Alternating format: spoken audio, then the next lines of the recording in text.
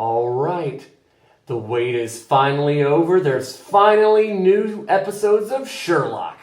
Time to get into character so we can have that full viewing experience. Got the biggest coat with the highest collar we could find, and we got this thing that I've never seen before. I guess it's a British thing.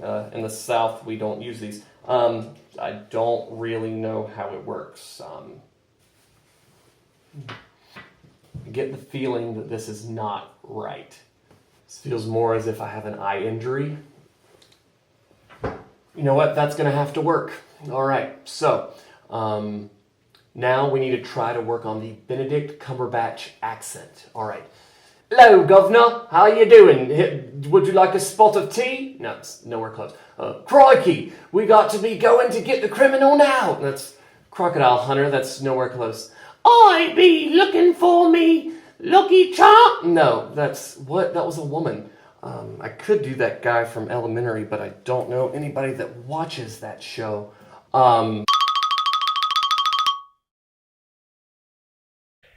Hey guys, it's Rick with another One Board Family review. Today we're going to be talking about one of my favorite games, Sherlock Holmes Consulting Detective. Now this game was released back in 1981, and it's a little bit different from games that you might be used to. Let me show you how. Consulting Detective doesn't really have pieces. It doesn't really have a game board or dice or cards or anything like that. What this game has is information. Lots and lots of information. Each of the 10 cases in the game is assigned its own booklet. In addition, there's a newspaper that goes along with each case. These look like they might have been made back in the 1800s, and they're full of information that seems pretty important, and then some information that seems downright ridiculous. A pretty cool element about that is that some of the newspapers are used again in later cases. So, for instance, a story that you read in case 1 might come back to be important later in, like, case 6. Each of these cases begins with an introduction, where you're introduced to the major players and told what crime has occurred. It is then up to you to determine what happened. You use the directory in the map to determine where some of these special events have taken place or where maybe some people that you should question are living. Each place and character in the game is assigned a special code in the directory, and you can use those special codes to find paragraphs within your particular casebook. Those paragraphs will tell you what happens when you visit that particular location. Sometimes it's something that's helpful, and sometimes the trail goes cold. It's kind of like one of those choose-your-own-adventure games, except instead of just 2 or 3 paths, there's dozens and dozens. Now, theoretically, you could just visit every location in the book until you find the answer. But you're up against the great detective himself, Sherlock Holmes. Sherlock is able to find the answer in the fewest steps possible. You get points at the end of the game for answering questions about the case in the back of the booklet.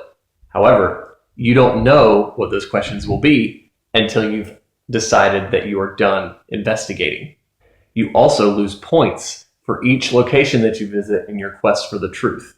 So as you're trying to find the answers, you'll be flipping through the booklet and scouring these newspapers, putting a magnifying glass up to the map just to figure out what might be happening. And you never really feel 100% confident about your answer to the mystery. You'll start to think that you found the solution, but you think maybe you should visit one more location just to solidify your answer. However, you're also worried that that's a dead end and that you're going to be losing points for absolutely no reason. It's a bit of a nerve-wracking decision that you're having to make, but it's still really, really fun. Now, there are a few drawbacks to this game. Oddly enough, and it may sound picky, but there are a few typos that can be distracting at times. Also, there are 10 cases, and really once you've done a case, you can't go back to it. However, it's definitely still worth checking out because each of those cases is going to be such a memorable experience with the people that you play with. When I was a kid, I used to solve those logic puzzles for fun from time to time. You know, the ones where you've got the columns and the rows and you do the circles and the X's up and down them. If that was you, you will love this game. And I think it's great for couples that love to tickle their intellectual curiosity. It's a wonderful game to play together. And if you've got kids on the older side, I think they can join in with you to play this game as well. It could also be a pretty fun party game if you've got those kinds of friends.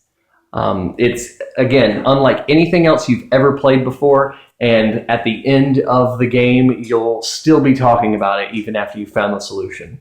So, if you're that kind of person, go out as soon as you can and get yourself a copy of Sherlock Holmes Consulting Detective. Thanks for watching, and we'll see you next time.